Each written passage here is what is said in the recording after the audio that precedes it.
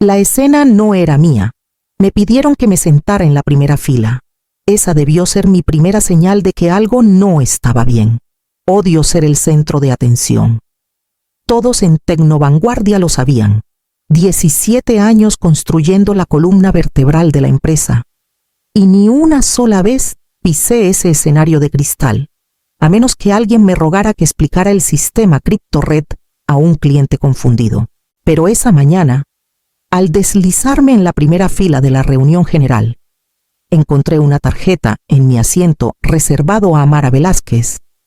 Pensé que era por el contrato de 150 millones de pesos que acababa de cerrar.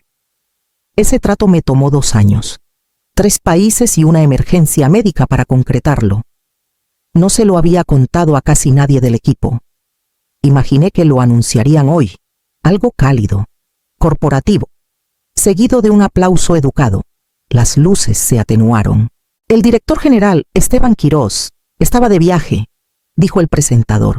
Así que su hijo, Adrián, daría la actualización trimestral.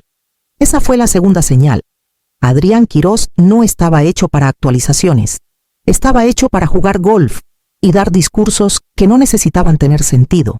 Salió al escenario como si el aire entre sus pies y el micrófono le perteneciera.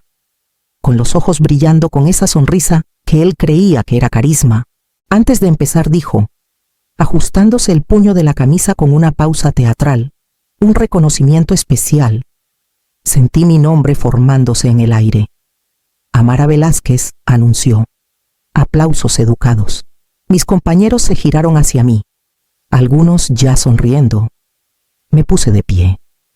Asentí una vez. Comencé a caminar hacia el escenario y entonces el tono cambió. Tu posición continuó. Con voz ahora plana y cortante, ha sido declarada redundante, con efecto inmediato. Los aplausos se detuvieron tan rápido que pareció que alguien había cortado la luz. Mi pie tocó el primer escalón. Me congelé. Detrás de él, la pantalla LED gigante parpadeó gracias. Amara en una fuente de despedida preprogramada. El equipo de seguridad ya venía por el pasillo. Nadie se movió, ni siquiera los que normalmente susurraban en estas reuniones. Miré a Adrián. Estaba sonriendo, como si hubiera ensayado esto. Mientras me escoltaban bajo un silencio fluorescente, miré hacia atrás solo una vez.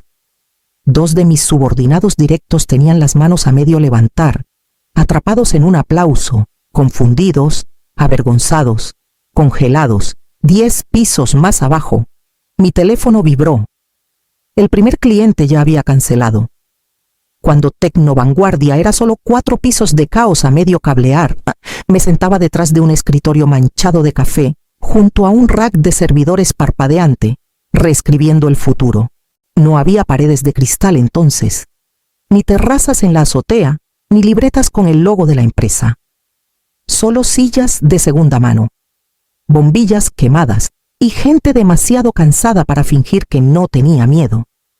Yo era una de ellos, 26 años, recién salida del TEC de Monterrey, llorando la pérdida de mi padre y ahogándome en código.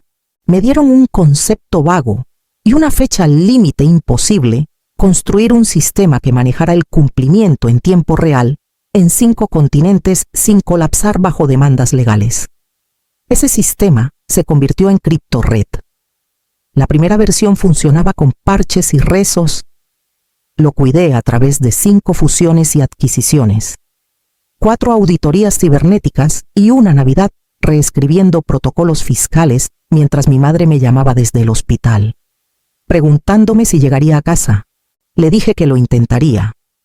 Falleció mientras yo depuraba un error de excepción ligado a regulaciones de exportación alemanas. El funeral fue el mismo día que lancé el módulo. Nunca se lo conté a nadie.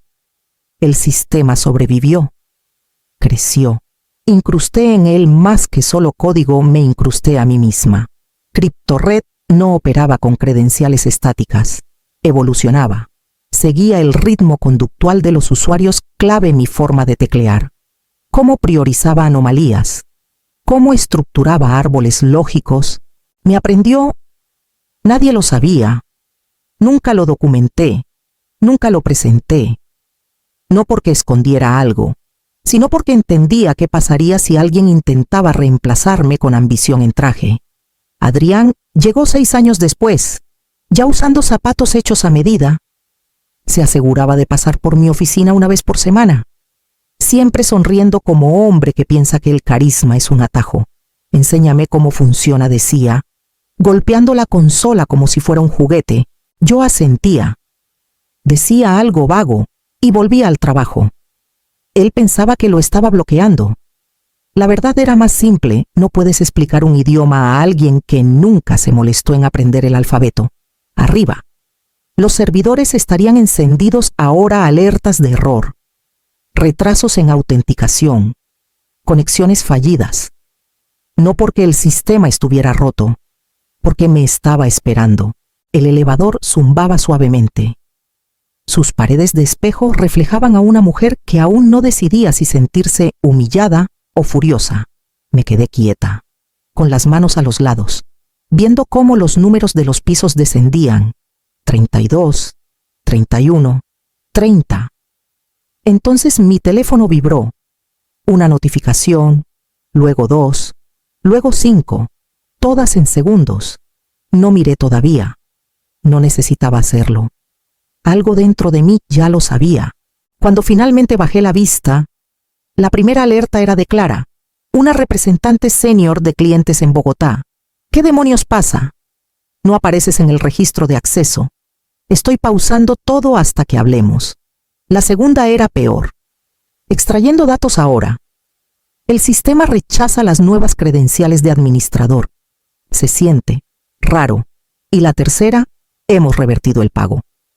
Lo reprocesaremos cuando confirmemos que Amara sigue al frente.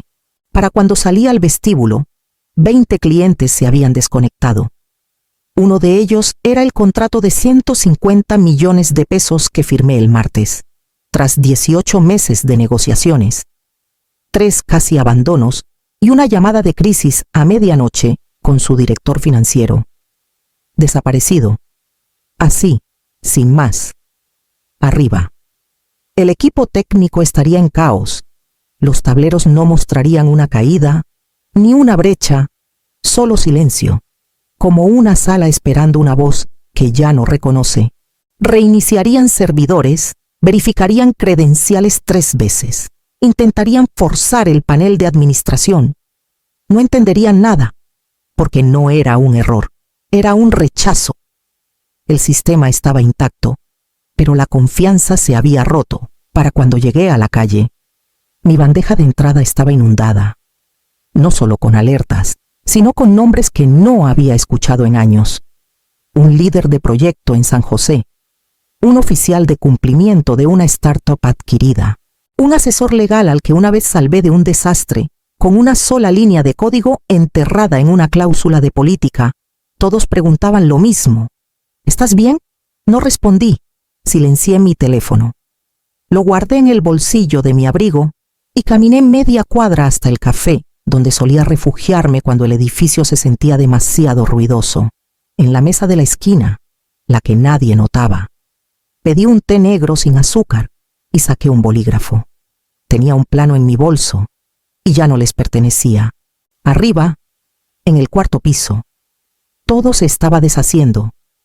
Conocía el ritmo de memoria, los tonos cortantes de los ingenieros, cuando la confusión empieza a convertirse en pánico. Los comandos revisados 2 veces. La escalada lenta de probablemente un error a definitivamente un problema. Para ahora. Ya habrían reiniciado los nodos primarios, reseteado los cortafuegos, enviado pings a los servidores espejo desde Guadalajara y Sao Paulo, y CryptoRed silencioso. No estaba bloqueado. No estaba roto. Estaba esperando. Una firma conductual es algo extraño. No solo sabe cómo te mueves, sabe cómo piensas, el ritmo de tus decisiones, la priorización de anomalías. No había planeado que fuera tan personal, pero los sistemas tienden a evolucionar como las personas que los crían. Y yo crié a este. Imaginé a Adrián de pie detrás de alguien, gritando que probaran otro override. Tal vez ya había intentado mis antiguas credenciales o el token de escalación de emergencia que guardaba en la bóveda segura. Tal vez pensaba que el poder significaba acceso. El sistema debió haber mostrado lo que siempre hace cuando no reconoce quién habla firma conductual primaria no encontrada, no inválida, solo ausente. Y eso era peor. Puedes resetear una contraseña. No puedes clonar una presencia. Tomé otro sorbo de té y dejé que la tensión se deslizara de mis hombros. En el núcleo de CryptoRed había una red lógica construida para responder a la confianza, no a las instrucciones. Nunca lo dije en voz alta, ni siquiera en la documentación. Pero el código lo sabía. Era relacional, reacio a obedecer comandos sin el ritmo familiar de cómo los daba. Eso no era un error. Era el punto. Para ahora, los clientes probablemente ya habían comenzado a incluir a sus equipos legales en copia, en el momento en que el sistema no respondió como esperaban sin mí para estabilizar el pulso, harían lo que las corporaciones siempre hacen cuando se sienten expuestas, se prepararían para retirarse o para quemarlo todo. Y Adrián, si le quedaba algo de sentido, empezaría a darse cuenta de la verdad. Puedes heredar una empresa, pero no puedes heredar la confianza. Especialmente no de un sistema que nunca confió en ti para empezar. El correo llegó de un nombre que no había visto en 5 años, Marcelo Duval, director de Grupo Altura. Una vez me dijo que yo era la única razón por la que confiaba en Tecnovanguardia para manejar su cumplimiento en Europa. No porque sonriera en las reuniones, sino porque contesté mi teléfono a las 3:12 de la mañana, hora de Ciudad de México, y guié al equipo legal de su padre a través de un desastre de auditoría de 30 millones de pesos, línea por línea, sin documentar nada. Nunca se lo conté a nadie. Nunca facturé esas horas, solo lo arreglé. Ahora, su asunto era una sola palabra inaceptable. El mensaje era corto, cortante y poco propio de él. Pausamos toda actividad de inmediato. Si la señorita Velázquez no es reinstalada antes del cierre del día, nuestro consejo comenzará a revisar el incumplimiento de contrato bajo la cláusula de asesoría 7.3. Sugiero que su junta se adelante a esto. Altura no era solo un cliente, era el cliente, el más antiguo, el más grande, el más reacio al riesgo que tenía Tecnovanguardia. Si se retiraban, otros los seguirían sin preguntar por qué. Los dominós no necesitaban convencerse. Solo un empujón.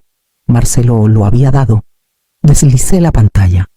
En copia 3 miembros de la Junta de Tecnovanguardia. Legal. Cumplimiento. Incluso Esteban Quirós, el hombre que una vez canceló mi revisión trimestral para asistir a una gala de networking, ahora tenía mi nombre en su bandeja de entrada bajo un asunto que no podía ignorar. Dejé el teléfono. Lo dejé vibrar sin respuesta. Había algo extrañamente satisfactorio en ver a las mismas personas que ignoraron mi trabajo ahora luchando por explicarlo en mi ausencia. Habían construido presentaciones enteras basadas en mi arquitectura sin entender su fundamento.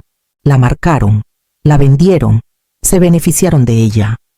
Pero la lealtad no se escala. No automatizas la confianza. La ganas, crisis tras crisis. No solo construí un sistema, evité que los clientes se fueran, que las demandas explotaran, que las reputaciones colapsaran. No porque estuviera en mi contrato, sino porque pensé que importaba. Y ahora, la lealtad que nunca pagaron estaba venciendo.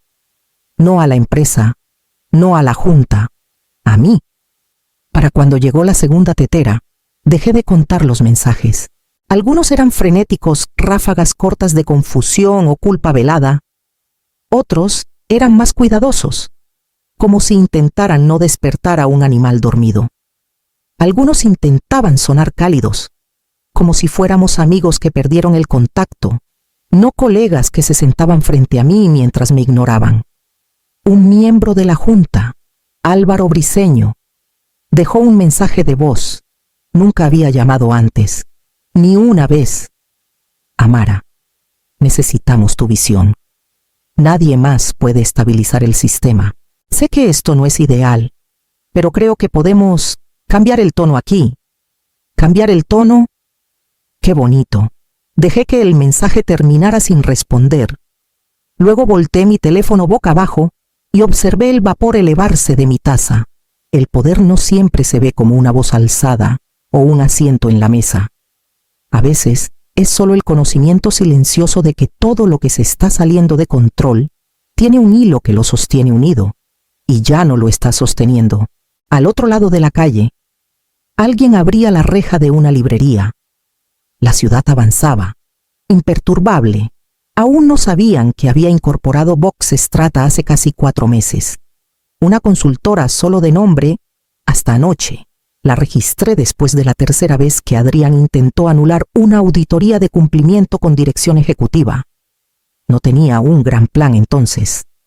Solo una certeza creciente de que cuando las cosas se desmoronaran, no querría estar atrapada en el desastre. Vox Strata no tenía oficina aún, solo una cuenta bancaria, una entidad legal y una infraestructura digital copiada de un esqueleto que guardaba en un disco separado. Silenciosa, precisa, lista. La ironía era que no necesitaba competir con Tecno Vanguardia. Ellos mismos estaban colapsando. Todo lo que tenía que hacer era quedarme donde estaba, fuera del radar, fuera de la nómina, fuera de su control. El siguiente zumbido en mi teléfono fue de alguien que no esperaba. Esteban Quirós. No envió un texto. Llamó. Lo dejé sonar. Luego contesté. La voz de Esteban llegó por el teléfono. Ya desgastada en los bordes, Amara dijo: demasiado rápido. Perdimos a altura. Otros 2 están en espera. Estoy intentando contenerlo, pero seré directo. Tú pones el precio. Compensación, título, rol de asesora, lo que sea. Solo dime qué necesitas para regresar. No había actuación en su tono, ni arrogancia, solo el pánico hueco de un hombre viendo cómo el andamiaje se derrumba mientras finge sostener un plano. Dejé que el silencio se alargara. No me interrumpió. ¿Recuerdas el pasado junio?, pregunté finalmente. Con calma. Dudó. ¿Qué pasó en junio? El especialista del corazón de mi madre presentó una extensión de emergencia para su tratamiento. Fue denegada. Tu equipo financiero le quitó el acceso a atención de alto nivel. Dijeron que no calificaba bajo las nuevas reglas de contención de costos. Otra pausa. Más larga. No fui yo, dijo. Con voz baja ahora. No firmé eso. No dije. Fue Adrián. Pude escuchar el peso de ese nombre caer como un ancla en su conciencia. Murió 4 días después, continué, midiendo cada palabra. Y aún así, esa semana me presenté para estabilizar el contrato de Panamá. No porque le debiera algo a la empresa, sino porque no me criaron para dejar que las cosas se derrumben bajo mi cuidado. Esteban no dijo nada. Tú dejaste que él tomara decisiones sin límites, dije. Y ahora ha quitado los frenos de toda la empresa. Más silencio. Luego no lo sabía. No preguntaste. Pude sentirlo buscando, tanteando por alguna palanca que ya no tenía. Lo sacaré de cualquier rol visible, ofreció, si eso es lo que hace falta. Pero no era eso. Nunca lo fue. No se trata de venganza. Esteban, dije en voz baja. Se trata de recordar quién tuve que convertirme para sobrevivir aquí. No alcé la voz. No necesitaba hacerlo, porque la verdad había estado esperando, igual que el sistema, dormida, silenciosa e irreversible. No voy a volver, dije, no para arreglar lo que tú dejaste que él rompiera. Su exhalación fue larga, lenta, vacía. La próxima voz que escucharía no sería la suya, sería la de su hijo. No necesitaba verlo, sabía exactamente cómo se desarrolló. Adrián, con las mangas arremangadas para señalar una urgencia que no se había ganado, de pie detrás del hombro de un ingeniero junior, gritando órdenes, exigiendo acceso administrativo. Alguien, probablemente Nora de DevOps, saca una versión archivada de CryptoRed de una instantánea del sistema de hace 6 meses. Él la toma como un trofeo. Camina al terminal central y conecta una unidad de arranque, y por un momento Funciona. El tablero se ilumina. Las colas de transacciones comienzan a reconstruirse. La latencia del sistema cae a la mitad. Algunas voces atónitas incluso se atreven a aplaudir. Él sonríe como si todo hubiera terminado, como si lo hubiera arreglado, como si fuera el héroe desde el principio. Pero toma menos de 2 minutos. El primer parpadeo ocurre en el registro de auditoría, un desajuste interno de suma de verificación. Luego, un estallido de texto rojo se desliza por todas las interfaces al unísono. Uso no autorizado detectado. Artículo 9. Violación de propiedad intelectual. Todos los procesos se detienen. Los módulos se congelan a medio tarea. Y finalmente, una sola línea pulsa en la pantalla central. Activos del sistema revertidos a Vox Strata S.A.D.C.B. El silencio que sigue no es solo silencio, es comprensión. Adrián mira la pantalla, parpadeando como si pudiera cambiar si la mira lo suficiente. Vuelve a alcanzar el teclado, pero el sistema ni siquiera registra su presencia. Ahora es un fantasma para él. En algún lugar del departamento legal, alguien estará revisando los estatutos, intentando entender cómo el artículo 9 se abrió paso en la cláusula de arquitectura. Encontrarán los documentos presentados hace 3 meses, limpios, ejecutados, puntuales, silenciosos. Mientras me ignoraban, protegí todo lo que construí. Adrián pudo haber usado el título, caminado por los pasillos, sentado en reuniones donde mi nombre nunca se mencionó, pero nunca fue dueño del trabajo. Solo lo tomó prestado. Y ahora, el sistema el que renombraron, remarcaron y revendieron había regresado a casa. No para castigar, solo para corregir el registro. Removí lo último de mi té y me levanté para irme. Al otro lado de la calle, mi reflejo me devolvió la mirada desde la ventana del café. En el mundo que intentaron borrarme, mi nombre acababa de ser tallado en los cimientos. Nunca volví a poner un pie en Tecnovanguardia. No necesitaba hacerlo. El edificio seguía intentando respirar sin sus pulmones, y para cuando lo entendieron, los clientes ya habían comenzado a redirigir el oxígeno. 2 semanas después, estaba detrás de un podio minimalista en una conferencia fintech en Mérida, sin reflectores, sin introducciones con entusiasmo forzado, solo una pantalla, un nombre Vox Strata y un lanzamiento de producto. No una copia de CryptoRed, una evolución, una sucesora, construida con todo lo que había aprendido, no solo en código, sino en silencio, en contención, en ser ignorada por hombres que pensaban que el control era más ruidoso que la competencia. La sala se llenó rápido. Los antiguos clientes se inclinaron hacia adelante.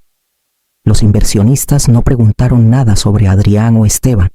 Preguntaron sobre capas de seguridad, sobre actualizaciones modulares, sobre flexibilidad bajo estrés legal. Preguntas reales. Y yo tenía respuestas. A mitad de la sesión de preguntas, noté a alguien de pie al fondo. Andrés Navarro, antes arquitecto senior de backend en Tecnovanguardia, ahora llevaba una placa de Vox Strata en la solapa.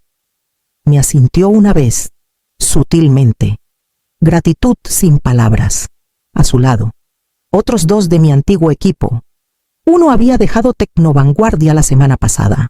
El otro ni siquiera se lo había dicho aún. No los recluté. Ellos vinieron, porque la gente no sigue el ruido, sigue la claridad. Para el final de la segunda sesión, 3 empresas de Fortune 500 habían solicitado paquetes de incorporación, no consultas, compromisos. No mencionaron a Tecnovanguardia. No tenían por qué. Cuando finalmente llegaron los aplausos, no vinieron de un escenario al que me obligaron a subir. Vinieron de una sala a la que elegí entrar, en mis términos, con mi voz, sin traducción. No había pancartas, ni diapositivas de despedida. Nadie llamó a seguridad. Solo impulso, y detrás de él, algo más fuerte que la venganza relevancia. Cuando las luces se atenuaron para el siguiente orador, me alejé del podio, un dolor silencioso levantándose de mi pecho. uno que no sabía que aún estaba ahí. El futuro no era algo de lo que me habían expulsado. Era algo que había llevado conmigo en silencio. La noticia llegó en silencio. Como llegan todos los finales cuando no queda nadie para darles un giro, Tecnovanguardia había entrado en lo que la prensa llamó una reestructuración estratégica, que todos sabían que era código para colapso. El director Esteban renunció con un memorando de 3 oraciones. El LinkedIn de Adrián se oscureció sin publicación de despedida, sin justificación, solo desaparecido. Un fantasma con zapatos a medida. Nadie me llamó para contármelo. No tenían por qué. Esa noche, en una azotea en la Ciudad de México, mi equipo se reunió bajo luces de cuerda y el viento del final del verano. Fue casual, envases de comida para llevar. Vino en vasos disparejos. La playlist de alguien sonando suavemente por una bocina. El horizonte al otro lado del río Bravo parpadeaba en su ritmo habitual, como si no supiera que había sobrevivido a otro imperio. Nos reímos de todo y de nada plazos que esquivamos. Reuniones que pudieron ser correos. El cliente que preguntó si la inteligencia artificial podía reemplazar los litigios. Se sentía ligero de una manera que Tecnovanguardia nunca tuvo. Sin peso. No por el éxito, sino por finalmente respirar aire en el que no necesitaba permiso para existir. En algún momento entre el segundo vaso de vino y una conversación sobre el nuevo portal de incorporación, Julián, uno de los ingenieros más jóvenes, me preguntó: ¿volverías alguna vez, solo para verlo arder? No respondí de inmediato, no porque no lo hubiera pensado, sino porque ya lo había hecho, y ya no removía nada en mí. Antes quería eso, dije, verlo desmoronarse, escuchar el silencio después de que los aplausos se desvanecieran. Me miró, esperando. Sonreí. Pero ¿para qué volver a las cenizas?, dije, cuando ya estás construyendo un bosque. No hubo vítores, ni aplausos, ni grandes declaraciones. Solo el sonido del río, el zumbido de la ciudad, el tintineo de vasos contra las barandillas de la azotea. Mi teléfono vibró otra vez, otra solicitud de incorporación. Esta vez de un banco al que una vez le rogué a Tecnovanguardia que tratara con respeto. No abrí el mensaje de inmediato, porque este momento no era sobre ellos, no era sobre lo que había escapado, o lo que ellos habían perdido, era sobre lo que había creado. Y el hecho de que, por primera vez en años, no tenía que mirar atrás para sentir que era real,